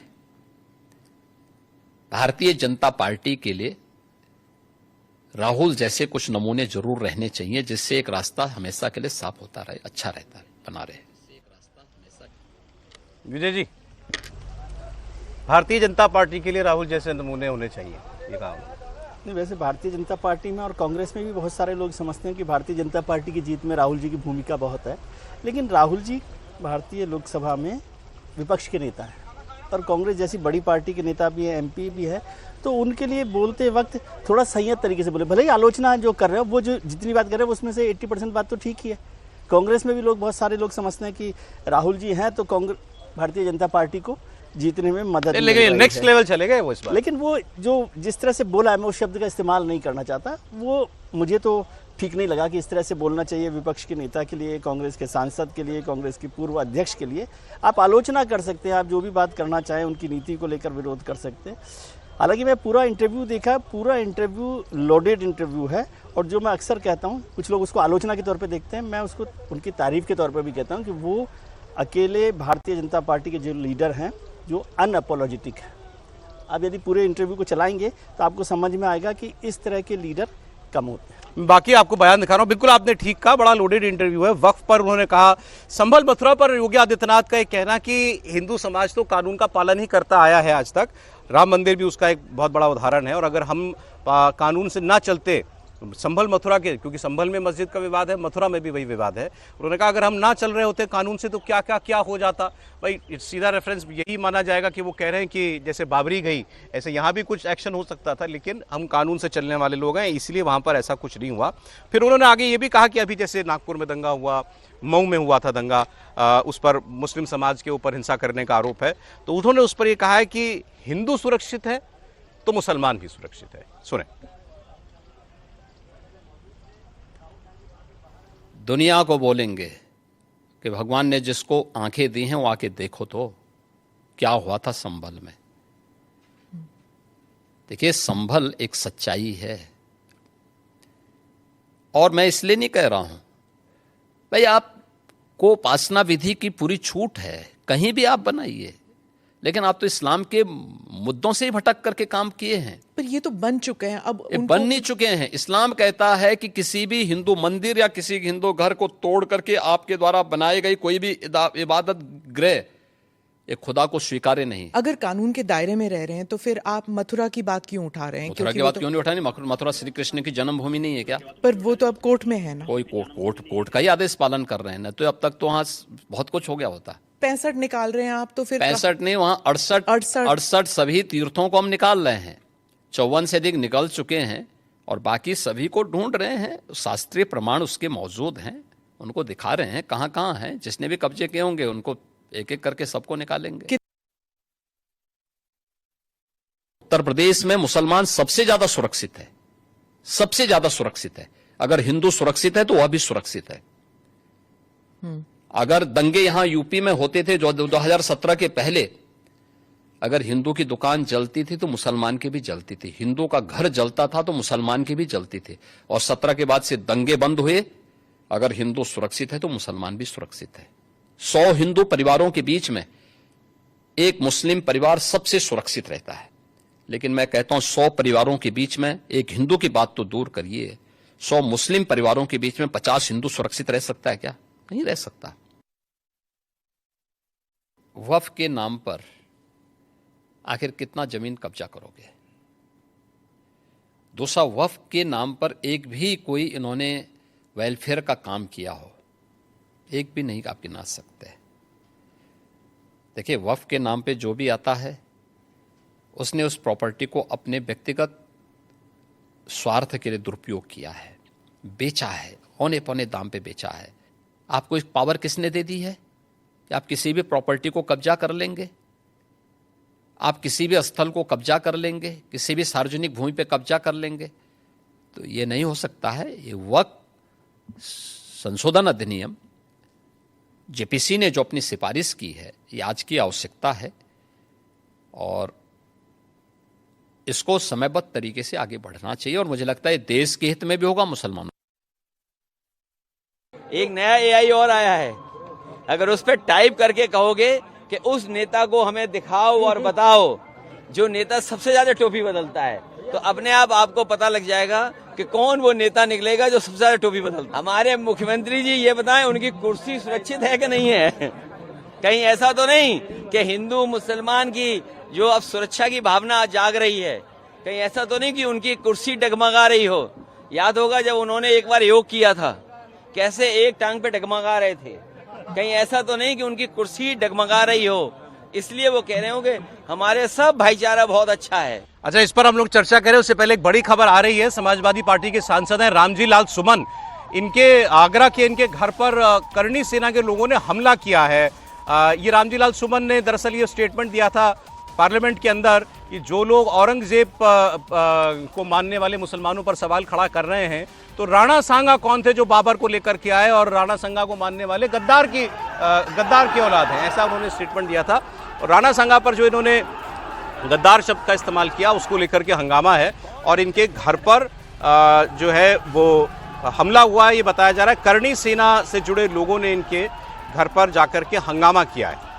तो ये विवाद अब आगे बढ़ता हुआ दिखाई दे रहा है। हालांकि इन्होंने बाद में उसमें सफाई भी दी थी। इन्होंने कहा कि मैंने तो केवल इतिहास की बात की थी कि इब्राहिम लोदी के खिलाफ बाबर का साथ दिया था कि नहीं दिया था, राणा सांगा ने, ये इतिहासकार बताएं।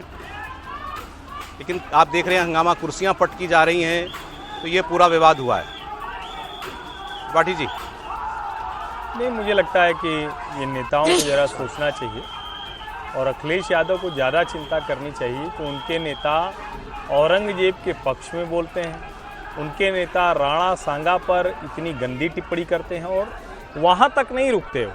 वो कहते हैं कि अगर तुम इनको औरंगजेब का वंशज कह रहे हो, हालांकि बार बार ये कहा जाता है कि भाई जो औरंगजेब को मानते हैं वो सारे मुसलमान नहीं हैं, लेकिन वो कहते हैं कि राणा सांगा के वंशज तुम गद्दार हो, तो सीधे सीधे देश के हिंदुओं को वो गद्दार कहते हैं। करणी सेना चूंकि राजपूत हितों को लेकर बार बार वो कहती, इस तरह के आंदोलन करती रहती है। मुझे लगता है ये खुद उन्होंने आबैल मुझे मार किया है, लेकिन कानून व्यवस्था देखनी चाहिए, उनकी हिफाजत करनी चाहिए।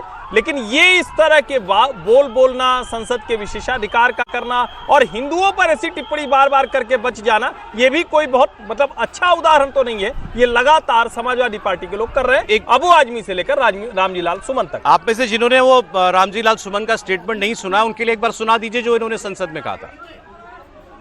कौन है इसका ठेकेदार? हर बात में एक तो बीजेपी के लोगों का तकिया कलाम हो गया है सभापति महोदय कि मुसलमान इनमें बाबर का डीएनए है। उप सभापति महोदय मैं जानना चाहूंगा कि बाबर का डीएनए मुसलमान में है। हिंदुस्तान का मुसलमान तो बाबर को अपना आदर्श मानता नहीं है, वो तो मोहम्मद साहब को अपना आदर्श मानता है, सूफी संतों की परंपरा को अपना आदर्श मानता है। लेकिन सभापति महोदय मैं जानना चाहूंगा कि बाबर को लाया कौन? बाबर को इब्राहिम लोदी को हराने के लिए राणा सांगा लाया था। तो मुसलमान तो बाबर की औलाद है और तुम गद्दार राणा सांगा की औलाद हो, ये हिंदुस्तान में तय हो जाना चाहिए। अगर बाबर की तो आलोचना करते हैं, राणा सांगा की आलोचना नहीं करते। सभापति महोदय, ये बहुत सभापति महोदय, ये देश की एकता का अनुभवी आदमी है, बातचीत में संसदीय मर्यादाओं का ध्यान रखें, संसदीय मर्यादाओं का ध्यान रखें। इस बयान पर हंगामा है समीर जी। देखिए, समाजवादी पार्टी के सांसद का नाम तो रामजी लाल सुमन है, नाम में राम भी है, लेकिन उनकी आप भाषा और उनका विचार देखिए कि वो किस तरीके से राणा सांगा के लिए जिक्र कर रहे हैं और किस तरीके से बता रहे हैं कि भैया आप गद्दारों की औलाद हो, और लोकसभा में इस तरीके से बोल रहे हैं। अखिलेश यादव उसका पूरा समर्थन कर रहे हैं। अखिलेश यादव को तो अपने सांसद से पूछना चाहिए था कि भाई इस तरह का बयान आपने क्यों दिया। वो बाहर जब अखिलेश यादव से पूछा जाता तो अखिलेश कहते हैं कि रामजी लाल सुमन ने क्या गलत कहा है। समाजवादी पार्टी उनका समर्थन कर रही है और करणी सेना ने जो किया तो करणी सेना वही करेगी ना। जब शिवसेना के खिलाफ अगर आप एकनाथ शिंदे के खिलाफ अगर बोलेंगे तो सेना सेना होती है, वो शिवसेना हो चाहे करणी सेना हो, उनके अगर आराध्य को अगर आप कुछ कहोगे, उनके अगर नेता को आप कुछ कहोगे तो आपको उसका परिणाम भुगतना पड़ेगा। हालांकि ये इंसान नहीं करना चाहिए थी। मुझे लग रहा है कि रामजी लाल सुमन अगर खेत पकड़ कर देते, माफ़ी मांग लेते, अपने शब्दों को वापस ले लेते और एक कह देते कि मुझसे गलती हुई, मैं इसके लिए माफ़ी मांगता हूँ, तो मुझे लगता है कि इतना बवाल नहीं होता। लेकिन कामरा माफ़ी मांगने को तैयार है, जिस तरीके से उन्होंने एक पूरा कॉमेडी की है, और रामजी लाल सुमन माफ़ी मांगने को तैयार है। लेकिन मुझे लग रहा है कि ये ठीक है, जरूर उन्होंने इस तरह का बयान दिया।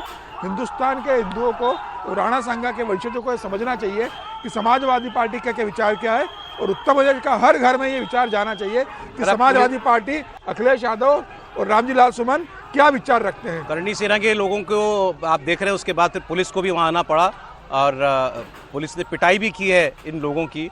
अच्छा, मैं तो योगी जी का बयान याद दिलाऊंगा। अभी उन्होंने कहा कि हम कानून का पालन करने वाले लोग हैं, क्योंकि ये हिंसा की तस्वीरें आ रही हैं। उन्होंने कहा कि भाई कृष्ण जन्मभूमि को लेकर के, राम जन्मभूमि अयोध्या तो अगला प्रकरण हो गया, शिव जी के मंदिर वहाँ बनारस को लेकर के हम अगर संयम ना रखते, हिंदू समाज अगर शांति ना दिखाता तो क्या का क्या हो जाता। नहीं, आम हिंदू मतलब आम भारतीय, चाहे हिंदू हो चाहे मुसलमान हो, कानून का पालन करने वाला है। इसमें कोई गलत बात थोड़ी है। आम हिंदुस्तानी जो है वो कानून का पालन करता है, इसलिए कानून का राज इस देश में जो भी चल रहा है। लेकिन जब इस तरह के दृश्य सामने आते हैं जो करणी सेना कर रही है या जो मुंबई में शिवसेना के शिंदे सेना के लोगों ने किया, तो लगता है कि कानून का पालन कहाँ हो रहा है। भाई अगर इसी आधार पर चीज़ें तय होने लगी तो अब बहुत से भारतीय जनता पार्टी के नेता या वो नेता मान लीजिए अखिलेश यादव खिलाफ बोल देते हैं बहुत कुछ, तो क्या उनके घर पे जाके घुस करके हमला करना चाहिए और कहना चाहिए कि जो आप अपने आराध्य का अपमान कर रहे हैं तो ये होगा ही होगा। ये तो मतलब एक तरह से फिर तो आप लॉलेसनेस, अराजकता की खुली छूट दे दीजिए। अब इसे पुलिसकर्मी भी घायल हुए हैं पथराव में, इस पथराव पुलिसकर्मी भी घायल हुए हैं। तो क्या जिन लोगों ने पुलिस पर हमला किया है उनके साथ वही सलूक होगा जो संभल में पुलिस पर हमला करने वालों के साथ हुआ है या मऊ में पुलिस पर हमला करने वालों के साथ हुआ है? उनके साथ भी यही सलूक होना चाहिए, क्योंकि ये भी तो अराजकता और उद्दंडता। और रामजी लाल सुमन ने जो कहा, रामजी लाल सुमन चूंकि पार्लियामेंट में कहा इसलिए उस पर आप मुकदमा नहीं कर सकते, संसद का प्रिविलेज है, उसके खिलाफ बयान दीजिए, रामजी लाल सुमन की निंदा कीजिए, रामजी लाल सुमन के तर्क के पक्ष में आप अपने तर्क दीजिए। लेकिन हमला करना, तोड़फोड़ करना, भाई करणी सेना के वीर बांकुरे तब कहाँ गए थे जब जयपुर में दिन दहाड़े करणी सेना के अध्यक्ष की हत्या हुई थी, तो उनकी वीरता और उनका बहादुरी कहाँ चली गई थी? तो आप ये खाली इस तरह से करके रामजी सुमन के बयान से ना राणा सांगा छोटे हो जाएंगे और ना इस तरह के आप कह रहे हैं जो संभल में जैसी कार्रवाई पुलिस अब कर रही है इनके खिलाफ भी? भाई पुलिस के पर हमला करने वाला कोई भी हो, हिंदू हो, मुसलमान हो, गैर हिंदू हो, कोई भी हो, जो पुलिस पर हमला करे उसके खिलाफ कार्रवाई होनी चाहिए। नहीं, इसमें संदेह कहाँ है। और हम टीवी पर देख रहे हैं कि पुलिस बाकायदा उत्पात करने वालों के साथ बहुत सख्ती से निपट रही है। लेकिन राणा सांगा पर कोई टिप्पणी कर दे और कोई यूं ही कह दे कि अच्छा राणा सांगा छोटे नहीं, सर ये बात तो हजम न होने वाली। ठीक है, कोई कल को रामचरितमानस फाड़ देता है, कहते कोई बात नहीं, ये तो क्या हो गया, आप कोर्ट में जाइए भाई, मुकदमा कीजिए ना। हम तो हो ही रहा है ना। लेकिन आप हर किसी को यूं इस बार बार इस तरह की टिप्पणी करते रहें और उसके बाद कहेंगे ना हिंदुओं पर टिप्पणी कर दो, हिंदू देवताओं पर कर दो, हिंदू नायकों। और राणा सांगा कोई राजपूत भर नहीं थे, राणा सांगा इस देश की, उस हिंदू संस्कृति की, उस विरासत की रक्षा करने वाले व्यक्ति थे। आप किसी को अलग अलग करके बांट कर देखते हैं, करणी सेना के लोग जो उत्पात कर रहे हैं उसके साथ कोई खड़ा नहीं होता है। लेकिन अगर इस तरह की घटनाएं कोई करना चाहता है, कोई उत्पात करना चाहता है, तो बिल्कुल कानूनी दायरे में जो होना है वो तो होगा ही। लेकिन कई बार लोगों का आक्रोश उबलता है जब आप बेसिर पैर की बात कहकर अपने सांसद होने के विशेषाधिकार का दुरुपयोग करते हैं। अब यही अगर रामजी लाल सुमन के समर्थक जाकर के करणी सेना के नेताओं घर पे कर दे तो आप उसको जस्टिफाई करें। जैसे इसको भी जस्टिफाई किया जा रहा है ना, इसको भी नहीं जस्टिफाई कर रफू है। राणा सांगा पर टिप्पणी को आप इतने हल्के में हल्के में ले रहे हैं? राणा सांगा टिप्पणी नहीं, बिल्कुल नहीं। करणी सेना को हल्के में ले रहा है। करणी सेना कोई गलत काम कर रही हो, करणी सेना ने कोई रामजी लाल सुमन के खिलाफ कुछ कहा, राणा बेवजह उनके घर चल रहा तो बात अलग है। राणा सांगा की भूमिका पर इतिहास में जो लिखा है उस पर बात करो ना। सर ठीक, हिंसा की कोई समर्थन नहीं कर रहा, हम में से किसी ने नहीं किया। हिंसा कोई समाधान है ही नहीं, क्योंकि आपने कुछ लोग हिंसा के लिए बार-बार सिर पैर की टिप्पणियां करते हैं, ये भी तो रोज रोज नहीं होना चाहिए। उसके खिलाफ बोलिए आप, उसको कौन मना कर रहा है? सर इनके ठीक से इलाज किया जाए कानूनी तरीके से, पुलिस करे, बिल्कुल किसी पर करे। लेकिन मैं अब बहस करना चाह रहा हूँ। आपने संभल से इसकी तुलना की, मतलब आपने कहा अगर वहां पर एक्शन पुलिस ले रही तो यहाँ पर भी वैसे। संभल में यहाँ 100-200 लोग गए होंगे, संभल में हजारों की भीड़ थी। फर्क मतलब अनुपात का फर्क मैं बता रहा हूँ आपको। और वहां ये कहा गया था कि कोर्ट के आदेश पर जो मस्जिद के अंदर सर्वे की टीम गई थी, उनके उस टीम मेंबर्स की हत्या करने के इरादे से भीड़ भाड़ जमा हुई थी। ये पुलिस ने भी कहा था बाद में जाकर। और उसमें जो भीड़ थी, भीड़ से गोली चली थी, भीड़ के पास हथियार था, भीड़ फायर कर रही थी, इसलिए पुलिस को उस पर गोली चलानी पड़ी। भीड़ केवल गोली नहीं चला देगी। मतलब क्या हम तुलना कर सकते हैं? मैं ये कह रहा हूँ। तुलना नहीं, मैं कह रहा हूँ पुलिस पर हमला चाहे गोली से हो चाहे पत्थर से हो, पुलिस पर हमला का मतलब स्टेट पे हमला होता है, राज्य व्यवस्था पर हमला होता है।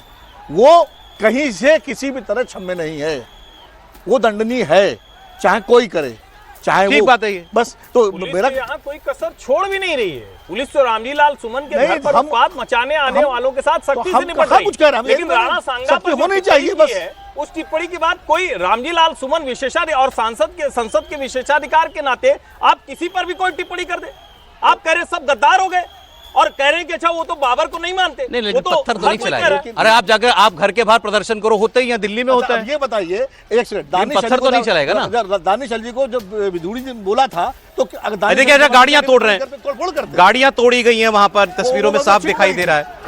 नहीं, ये तो उत्पात है, ये तो सरासर उत्पात है। किसी भी उत्पात को जायज नहीं ठहराया जा सकता है, लेकिन बार बार इस तरह से टिप्पणियां करके आक्रोश भड़काना, उत्पात की जमीन तैयार करना, और चूंकि कोई रेमेडी नहीं होती, कोई रेमेडी नहीं होती, उसके बाद डिबेट में हम लोग कहेंगे। मुझे लग रहा है इसमें आपको त्रिपाठी जी यहाँ लेकिन की गुंजाइश नहीं है ये तस्वीरें देखने के बाद। फिर तो वो औरंगजेब आप पुलिस को देखिए, औरंगजेब को मानने वाले जो कर रहे हैं। फिर उत्तर प्रदेश की पुलिस एक जगह भी आप देखिए, क्या उनके साथ सख्ती से नहीं निपट रही? क्या उनकी लाठियां उसी तरह से नहीं उत्पातियों पर चल रही? ये जो हो रहा है बिल्कुल इनके खिलाफ कार्रवाई होनी चाहिए, लेकिन हम इस पर क्या बात ही नहीं करेंगे। इसका हरजाना इनसे वसूला जाना चाहिए जाए, लेकिन रामजी लाल सुमन जो कह रहे हैं उस पर मूल पर बात क्यों नहीं हो रही? उसका कोई तुक था क्या? मैं वही तो कह रहा हूँ, उसका कोई तुक था? रामजी लाल सुमन की आलोचना करिए, निंदा करिए, सब करिए, उसके लिए कौन मना कर रहा है आपको भाई? रामजी लाल सुमन, आप जब संसद की लाइब्रेरी में जाके पुरानी डिबेट्स भी देख लीजिए, क्या क्या संसद में नहीं कहा गया है, किस किस नेता पर, किस किस महापुरुष पर नहीं कहा गया। संसद में गोडसे का समर्थन किया गया। बोलिए सर। रामजी लाल सुमन जो बोल रहे हैं, और पहले भी हमारी चर्चा हुई थी कि बाबर या औरंगजेब और राणा सांगा को जोड़ नहीं सकता। राणा सांगा इस देश के नायक है, राष्ट्र नायक के तौर पर। मैं उनको राजपूत नेता के तौर पर और शासक के तौर पर नहीं देखता, राष्ट्र नायक है।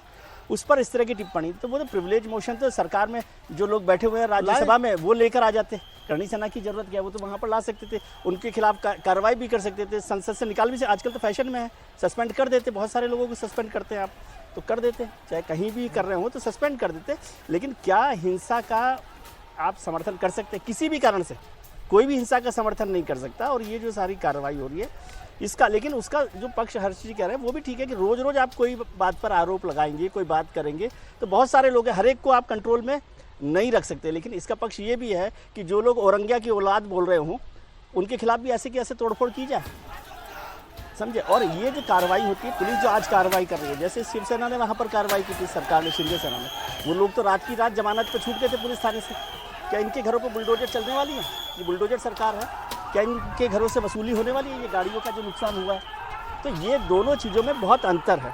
और हिंसा का समर्थन किसी भी कारण से किसी भी पक्ष के लिए नहीं किया जाएगा। देखिए, राणा सांगा जो थे, आप समझिए इतिहास की दृष्टि से, राणा सांगा बहुत पराक्रमी और वीर योद्धा थे। 80 युद्ध लड़े थे वो, उनके शरीर पर 80 घाव थे, और उनकी एक रणनीति थी, वो चाहते थे कि दिल्ली की सत्ता को लोदियों से मुक्त कराया जाए। इसलिए अगर बाबर और लोदी लड़ते हैं, दोनों में से एक तो खत्म तो होगा। नहीं, रामलीला सोन, मैं रामलीला सोन की बात नहीं कर रहा हूँ, मैं राणा सांगा की भूमिका को स्पष्ट कर रहा हूँ। और जाहिर था, इसीलिए बाबर से वो लड़े खानवा की लड़ाई में। वो अलग बात है कि पराजित हुए, लेकिन बहुत बहादुरी से लड़े। तो राणा सांगा का मुख्य उद्देश्य था दिल्ली की गद्दी, हिंदुस्तानी गद्दी से जो मुस्लिम शासन था उसको खत्म करना। इसलिए राणा सांगा नायक थे इतिहास के। ये राष्ट्रीय स्वयंसेवक संघ के सर कार्यवाह दत्तात्रेय हुसवाले ने तो अखिल भारतीय प्रतिनिधि सभा के समापन के दिन एक बात कही, और यही इस देश की असली मुश्किल को दिखाता है। हिंसा के पक्ष में न तो मैं हूं न कभी कोई हो सकता है, लेकिन बार बार हिंदुओं को हिंसक होने के लिए उकसाया जाता है। कैसे कहा जाता है? अरे मुसलमानों के साथ साझी विरासत है, अंग्रेजों के साथ क्यों नहीं भाई? फिर क्या तमाशा कर रहे हो? महाराणा प्रताप आपको नायक नहीं लगते? उनके लिए आप इतिहास की कहानियां खोज के लाते हो। वो स्वतंत्रता संग्राम सेनानी नहीं, क्योंकि मुगलों से लड़े। अंग्रेजों से लड़ने वाले सब स्वतंत्रता संग्राम सेनानी। ये डबल स्टैंडर्ड कब तक चलेगा? नहीं है, ये दोहरा चरित्र कब तक चलेगा? और देश बार बार हर्ष जी, डबल स्टैंडर्ड तो ये है कि आपने मुसलमान शासक जितने रहे उनको खलनायक बना दिया, और अंग्रेजों ने जिन्होंने शासन किया, लूटा इस देश को, लूट के ले गए। उनको विलन इस तरह से नहीं बना। अंग्रेजों को किसी को महान नहीं बताया इस देश में। आप बताइए, एक ईसाई रह रहा हो जो अंग्रेजों को महान बताने के लिए आपके साथ आता है? आप किसी को औरंगिया की औलाद कभी आता है? विलियम माउंटबेटन की औलाद बोल रहे हैं? कभी आता है? नहीं, उनके तो सब निशान मिटा दिए गए। कोई निशान मिटा दिए गए। नई दिल्ली में बैठे हुए बहुत सारी अभी भी है, वो हटाया जाना चाहिए, उसकी कोई जरूरत नहीं है भाई। जैसे आप औरंगिया की औलादे बोलते हैं, क्या आप माउंटबेटन की औलाद बोलते हैं किसी को? जो है वो जो उसके पक्ष में बोलेगा उसको बोला जाए। लेकिन औरंगजेब और बाबर के पक्ष क्यों नहीं बोलते? बीजेपी आरएसएस वालों से रोज नहीं पूछा जाता है, तो ये तो अंग्रेजों के तलवे चाट रहे थे। नहीं, बाबरी का तो बाकायदा ईसाइयों के लिए नहीं बोला जाता। ईसाइयों की बात, अंग्रेजों की बात, बाबरी के लिए तो लड़ते रहे लोग भाई। जो बाबरी के लिए लड़ते रहे वो किसकी विरासत लेके चल रहे हैं? इसमें कोई भ्रम है क्या? ये भी कोई डिबेट हो सकती है? मुगलों और अंग्रेजों की तुलना कर रहे हैं। नहीं, इसलिए कर रहे हैं क्योंकि कैसे तुलना कर रहे हैं? यहाँ से अंग्रेज तो, अंग्रेजों ने कभी इस देश को देश माना ही नहीं। अंग्रेजों ने कभी इस देश को नहीं माना, उन्होंने तो उपनिवेश माना और लूट के सारा माल इंग्लैंड भरते रहे। यहाँ के उद्योग नष्ट किए, चौपट किए, सब किए। मुगलों ने कौन सा माना दिया? मुगल तो यही रहे, मुगल तो यही देश को माना, यही मारे। हिंदुओं को खत्म कर देना, ये देश को मानना है। क्या खत्म कर दिया? खत्म हो गए हिंदू, खत्म हो गए। हिंदुओं को खत्म करना, हिंदू मंदिरों को तोड़ देना, हिंदुओं के हिंदू के आराध्य है। अच्छा बताइए जरा, विश्वनाथ मंदिर में इतना ओवर जनरलाइजेशन नहीं कर रहे हैं। सर, ब्रेक का समय हो गया, ब्रेक का समय। भाई एक लाइन, बस योगी जी ने बस एक लाइन। मथुरा में बताइए कृष्ण जन्मभूमि के बगल ईदगाह क्यों है? नहीं, मैं वही बात कर रहा हूँ। रामचरित मानस चंद्रगुप्त के जमाने में लिखी गई थी। सर ये मुगलों और मुसलमान, सर प्लीज, मुगल और मुसलमान और अंग्रेज और ईसाई, ये इतनी सरल कैसे हो सकता है? भाई नहीं, मुगल आए तो वो इस्लामिक शासन माना गया, अंग्रेज आए तो क्या ईसाई शासन माना गया देश के अंदर? तो हम मतलब ये कैसे कहते हैं कि भाई अंग्रेजों के खिलाफ बोलते हो तो ईसाइयों के खिलाफ क्यों नहीं बोलते, और मुगलों के खिलाफ बोलते हो तो मुसलमान के खिलाफ क्यों बोलते हो? अंग्रेज, और अगर कोई ईसाई अंग्रेजों को महिमा मंडन करेगा तो उसके खिलाफ भी यही बर्ताव होगा, उसके साथ होना ही चाहिए। इस वक्त एक बड़ी खबर दिल्ली से आ रही है। जस्टिस यशवंत वर्मा के दिल्ली के सरकारी निवास पर अभी एक सीनियर पुलिस अफसर पहुंचे हैं, दिल्ली पुलिस के, बताया जा रहा है डीसीपी रैंक के अफसर वहां पर गए हैं, उनके साथ कुछ और लोग भी हैं। अब ये तफ्तीश करने के लिए पहुंचे हैं, किसी से पूछताछ करने के लिए या कोई और वजह, ये अभी स्पष्ट नहीं है, लेकिन ये एक बड़ा घटनाक्रम है। दिल्ली पुलिस के डीसीपी जस्टिस यशवंत वर्मा, जिनके घर पर होली की रात को आग लगने की घटना के बाद इस बात सामने आई थी कि वहां पर जले हुए नोट बड़ी तादाद में मिले थे, बड़ी रकम वहां पर थी, इसकी बात सामने आई थी, जिस पर सुप्रीम कोर्ट ने 3 हाईकोर्ट जस्टिस की कमेटी बना रखी है। वो लोग भी कल वहां पर पहुंचे थे और अब दिल्ली पुलिस का वहां पहुंचना। पूरी खबर अतुल भाटिया आपको देंगे, हमारे सहयोगी जुड़ रहे हैं सीधे वहीं से लाइव। जी अतुल, बताइए। फोन डिस्कनेक्ट हो गया उनका, लेकिन ये बड़ी खबर है दिल्ली पुलिस के डीसीपी का वहां पर पहुंचना। बताया जा रहा है एक बैग जैसी चीज भी उनके हाथों में देखी गई है वहां पर, लेकिन चूंकि पुलिस का सीधे तौर पर कोई रोल नहीं, और देश में इस वक्त बहस ही ये चल रही है कि अगर बिल्कुल एपरेंट कोई आरोप सीधे सामने दिखाई दे रहा हो कि इतना रुपया वहां पर था, जला है, अनअकाउंटेड कैश वहां पर था बड़ी तादाद में, तो उस पर एक आम आदमी की तरफ पुलिस जो है वो क्यों नहीं जांच कर पा रही है, क्योंकि सिर्फ एक जज का मामला है। इसीलिए अब एक बार फिर अतुल भाटिया के पास चलते हैं। जी अतुल, बताएं। देखिए सौरभ, अभी इस समय जो है डीसीपी नई दिल्ली देवेश महला जो है वो जस्टिस वर्मा के घर पर पहुंचे हैं, जस्टिस यशवंत वर्मा के घर पर, और उनके साथ में एसीपी तुगलक रोड है और इसके अलावा कुछ कोर्ट स्टाफ है जो कि उनकी मदद के लिए यहां पर पहुंचा है। हमने जिस तरीके से देखा था सौरभ कि कल जो 3 जजों का पूरा पैनल था, कमेटी थी, वो यहां पर पहुंची थी और जिस कमरे के, जिस स्टोर रूम के अंदर आग लगने की बात थी, उसके अंदर उन्होंने लगभग पौना घंटा मुआयना किया था। और अब जिस तरीके से दिल्ली पुलिस की टीम, यानी कि जो डिस्ट्रिक्ट डीसीपी है, डीसीपी न्यू दिल्ली देवेश महला, इसके अलावा एसीपी तुगलक रोड जो है वो यहां पर मौजूद है और साथ में कोर्ट स्टाफ कुछ मौजूद है जो कि इस कमरे को सीज करेगा। जो पूरा कमरा है जिसके अंदर आग लगी थी, जो स्टोर रूम था, उसको पूरे तरीके से सीज किया जाएगा और पूरी इंक्वायरी जो है वो यहाँ पर अब दिल्ली पुलिस कर रही है, क्योंकि पहले जो हमारे सोर्सेज कह रहे थे कि शायद जो जिस तरीके से जस्टिस वर्मा का घर था, जब 14 मार्च को यहाँ पर आग लगी थी, तो पुलिस पूरे तरीके से इंक्वायरी इस पूरे मामले की नहीं कर पाई थी, बल्कि जो दिल्ली पुलिस कमिश्नर है और इसके अलावा जो सीजेआई हैं, जो चीफ जस्टिस हैं दिल्ली हाई कोर्ट के, उनको सूचना दी गई थी और उसके बाद ये पूरा मामला सामने आया। कॉलेजियम ने मीटिंग ली, उसके बाद यशवंत वर्मा का जो ट्रांसफर है वो वापस इलाहाबाद कर दिया गया था। लेकिन अब क्योंकि कल 3 जजेस की जो पूरी कमेटी है वो यहाँ पर पहुंची थी और उसके बाद आज दिल्ली पुलिस के जो टॉप ऑफिशियल है नई दिल्ली डिस्ट्रिक्ट के देवेश महला, वो यहाँ पर पहुंचे हैं और अब वो पूरा जो कमरा, जो स्टोर रूम है, उसके अंदर वो जाएंगे, पूरा मुआयना करेंगे, वीडियोग्राफी करेंगे।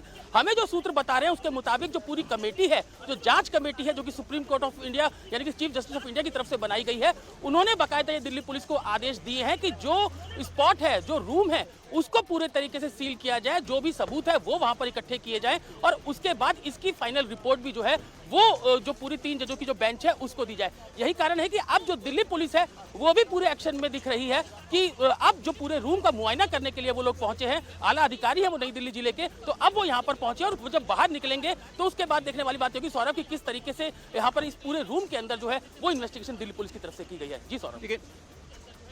अतुल, ये सारी कार्रवाई घटना के 13वें दिन हो रही है। आज 26 तारीख है, 14 तारीख की रात वहां पर आग लगी थी, तब से अब तक पुलिस का इस पूरी जांच में कोई रोल नहीं है और आज 12 दिन के बाद पुलिस का वहां पहुंचना और अब ये कहा जा रहा है वो इस कमरे को सील किया जाएगा। क्या मतलब रह जाता है इस बात का? देखिए देखिए सौरभ, दिल्ली पुलिस के साथ दिक्कत इस बात की है कि क्योंकि जस्टिस वर्मा का घर है, जो कि दिल्ली हाई कोर्ट के जो है वो तीसरे नंबर के सबसे सीनियर जज थे। जब उनके घर के अंदर आग लगती है तो पुलिस को ये यहाँ पर ये दिखता है, जो फायर ब्रिगेड के कर्मी हैं, इसके अलावा कुछ लोग यहाँ से निकले, उनसे बात करें। सर, आप लोग यहाँ पर आए थे, क्या सर क्या दिल्ली पुलिस की टीम यहाँ पर कुछ लोग यहाँ पर निकले हैं, क्या ये कोर्ट स्टाफ है, वो देखने वाली बात होगी सौरभ। लेकिन जिस तरीके से दिल्ली पुलिस की जो टीम है वो अभी इसके अंदर है, निश्चित रूप से काफी दिन अब इस पूरी घटना को बीत चुके हैं। लेकिन अब क्योंकि कल जब 3 जजों की जो पूरी कमेटी थी वो यहाँ पर पहुंची थी, उन्होंने स्टोर रूम का बाकायदा मुआयना किया था और उसके बाद अब दिल्ली पुलिस को इस तरह की इंस्ट्रक्शन दी गई है, जो हमारे सूत्र बता रहे हैं कि बाकायदा उस कमरे को सीज किया जाए, उसकी पूरी इंक्वायरी की जाए और उसकी पूरी रिपोर्ट जो है वो इन 3 जजों का जो पूरा पैनल है, कमेटी है, उसको सौंपी जाए। तो बाकायदा पूरे कमरे की अब वीडियोग्राफी की जाएगी निश्चित रूप से, क्योंकि जो तीनों जो जजेस है जो पूरी जांच कर रहे हैं इस मामले की, वो दिल्ली पुलिस कमिश्नर संजय अरोड़ा को जो है वो पूछताछ के लिए बुला सकते हैं। इसके अलावा दिल्ली फायर सर्विस के जो डायरेक्टर हैं अतुल गर्ग, उनको पूछताछ के लिए पूरी टीम बुलाएगी। और अब कल से जिस तरीके से अब जो पूरी टीम है जो पूरे मामले की जांच कर रही है, 3 जजों का जो पूरी कमेटी है वो उसने उस पूरे मामले की जो जांच है उसमें तेजी ला दी है। यही कारण है कि अब इस टीम के आदेश लेने के बाद ही दिल्ली पुलिस की जो टीम है वो यहाँ पर पहुंची है। जो नई दिल्ली डिस्ट्रिक्ट के टॉप ऑफिशियल्स हैं वो यहाँ पर हैं, जो कि हम जैसा कि पहले बता रहे हैं सौरभ की नई दिल्ली डिस्ट्रिक्ट के जो डीसीपी है देवेश महला, वो यहाँ पर पहुंचे हैं, उस रूम के अंदर गए हैं और बाकायदा अब कुछ जब वो बाहर आएंगे तो किस तरीके से वो क्या बात करते हैं, क्योंकि पूरी कमेटी जो जजेस की है वो इस पूरे मामले की इंक्वायरी कर रहे हैं, ये देखने वाली बात होगी। लेकिन अब जो दिल्ली पुलिस की टीम है वो जस्टिस यशवंत वर्मा के घर के अंदर पहुंच चुकी है। जी सौरभ, मतलब पहले पुलिस कुछ कर नहीं पाई, मतलब जाहिर है प्रोटोकॉल था, और अब जुडिशरी के कहने पर ही पुलिस अब जाकर वहां पर तफ्तीश करेगी, ये मतलब हुआ इसका। लेकिन 12 दिन के बाद बात बिल्कुल साफ है कि जो जांच कमेटी बनी है तीनों जजेस की सीजीआई के आदेश पर, उनका ही इंस्ट्रक्शन होगा, उसके बाद पुलिस ये उसके बिना तो नहीं जा सकते, उसके बिना नहीं उसके बिना जा सकते थे। क्या पुलिस ने एसओपी जिसे आप कहते हैं उसका इस्तेमाल किया, कोई घटना होती है? बल्कि मैं तो अब भी ये समझ रहा हूँ कि एक तो बहुत देर हो गई हजूर आते आते, वो तो बड़ा मुश्किल काम है, जैसा आपने कहा कि 13 दिन बाद क्या होगा। लेकिन एसओपी क्या कहता है? आप जज साहब को छोड़ दीजिए, आप एफआईआर वहाँ पर अननोन आदमी के नाम से दर्ज कर सकते थे, कोई मिला है वहाँ पर जो पैसा मिला है वो उसको उसी दिन सीज किया जाना चाहिए था कि नहीं? एसओपी क्या कहता है? पूरे घर को यदि पैसा अलग तरीके से मिला है जो जिसका अननोन एक सोर्स है, सोर्स कोई नोन नहीं है, तो क्या पूरे घर की जांच होनी चाहिए थी कि नहीं? सर, क्या उनके जो और ठिकाने क्या उनकी जांच होनी चाहिए? आज इंडियन एक्सप्रेस में ये खबर हुई है, चूंकि जुडिशरी से जुड़ा मामला है इसलिए मैं ये खबर एट्रीब्यूट कर रहा हूँ। पहले भी वो जब खबर छपी तो टाइम्स ऑफ इंडिया ने छापी थी। अब इंडियन एक्सप्रेस ने आज उसका और अगली मॉर्निंग का एक घटनाक्रम छापा है उसकी, इसलिए हम लोग इसका इंडिविजुअली इसको वेरासिटी इसकी चेक नहीं कर सकते, लेकिन उन्होंने ये छापा है कि रात को 11:30 बजे आग लगी, 5 पुलिस वाले वहां पर पहुंचे, 12 बजे तक आग बुझा ली गई थी, 5 पुलिस वाले स्पॉट पर थे। जस्टिस यशवंत वर्मा के पीए ने कॉल किया था और पीए साहब ने उन 5 पुलिस वालों से कहा अब आप जाइए और आप सुबह आइएगा। वहां मौके पर कुछ नहीं किया गया, पुलिस वाले चले जाते हैं। सुबह फिर कुछ पुलिस वाले वहां पर पहुंचते, बताया गया आईओ जो थे वो वहां पर पहुंचे। उसके बाद सुबह फिर कह दिया गया कि अब आप चले जाइए यहां से, सुबह 8 बजे के करीब। फिर जो एडिशनल डीसीपी हैं इलाके के, उन्होंने एक मॉर्निंग डायरी, ये पुलिस का प्रक्रिया है, वो रोज सुबह तैयार होती है, सुपीरियर्स को जो है पुलिस के अधिकारी अपडेट करते हैं कि इलाके में ये घटनाएं हुई पिछले 24 घंटे में।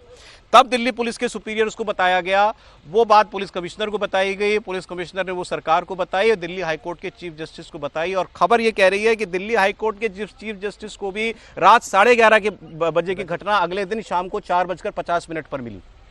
ये तो वही कह रहे हैं। और सवाल उसमें यह पूछा गया है कि वो रात के वक्त जब पुलिस वहां पर थी, किसी भी ऐसे इंसिडेंट की जगह पर एक पंचनामा किया जाता है ताकि जब ट्रायल शुरू हो तो आपके पास 5 गवाह हों, उनको बुलाया जा सकता है कि आपने ये देखा था जो ये बताया जा रहा है। वहां कोई पंचनामा भी नहीं किया गया उस स्पॉट का। नहीं, ये तो दिल्ली पुलिस की एक लापरवाही कहें या ढिलाई कहें, साबित या मजबूरी। मजबूरी मैं इसलिए नहीं मानता कि अगर अपने आला अफसरों को पुलिस उसी वक्त सूचना दे देती, इसमें क्या मजबूरी थी? कोई आप जज साहब के खिलाफ कार्रवाई थोड़ी करने जा रहे थे। अपने अगर कोई घटना होती है, जज साहब के घर में आग लगी या मान लीजिए जज साहब के घर में कोई और घटना हो जाती, तो पुलिस सूचना तो देगी ना अपने आला अफसरों को। अब इतना मॉर्निंग में हुआ, वही कह रहा हूँ, इतना देर से सूचना, और ये एक सुप्रीम हाईकोर्ट के जज का मामला था, इसलिए संवेदनशील मसला भी था, तो इसकी जानकारी तो तुरंत देनी चाहिए थी। समीर जी, मामला बहुत बड़ा मामला था और पुलिस ने अपने आला अधिकारी को जानकारी दी होगी, लेकिन उन आला अधिकारियों के हाथ में भी कुछ नहीं था। उन आला अधिकारियों ने भी ऊपर परमिशन लेनी होगी। अगर उन्होंने जॉइंट सीपी डीसीपी से कहा होगा तो पुलिस कमिश्नर तक बात गई होगी, पुलिस कमिश्नर ने भाई दिल्ली हाई कोर्ट के चीफ जस्टिस से बात की होगी, उन्होंने सीजीआई संजीव खन्ना जी से बात की होगी, उसके बाद जो इंस्ट्रक्शन आए होंगे उसके हिसाब से काम होगी। तो मुझे लग रहा है इस पूरी प्रोसेस में 24 घंटे चले गए। लेकिन ये मामला जिस तरीके से पूरे समय सुर्खियों में है, संसद में इसकी चर्चा हो रही है और देश में पूरा इस समय मामला गुंजा हुआ है, तो 13 दिन बाद पुलिस जा रही है। होना ये चाहिए था, कितना संवेदनशील मामला था। सुप्रीम कोर्ट को 13 दिन के अंदर तो इसकी वास्तविकता बता देनी चाहिए देश को कि ये क्या हुआ था 14 तारीख की रात को। कल 3 जज की जो कमेटी वो कल जाती है, आज डीसीपी जा रहे हैं। तो मुझे लग रहा है कि 13 दिन बाद क्या सबूत बचा होगा वहां पर। क्या जज के उन्होंने लैपटॉप जब्त किया, क्या जज साहब का आईफोन या जो भी फोन है वो जब्त करके फोरेंसिक जांच के लिए भेजा गया है, क्या जज साहब से पूछताछ की अनुमति हुई है। मुझे लग रहा है इसे बहुत लंबा घूम फिर के आए तो आप पुलिस के पास ही ना, आज भी जांच पुलिस ही करेगी, पुलिस के पास ही पड़ेगा, जांच एजेंसी तो पुलिस ही है ना, आना तो पुलिस के पास ही पड़ेगा। घूम फिर के पुलिस के पास आए, संविधान का ये मखौल उड़ाया जा रहा है, लोकतंत्र को और जनता को अपमानित किया जा रहा है, न्याय की कुर्सी पर बैठे लोग अन्याय कर रहे हैं, ये कहने में जरा सा भी अब मुझे संकोच नहीं है।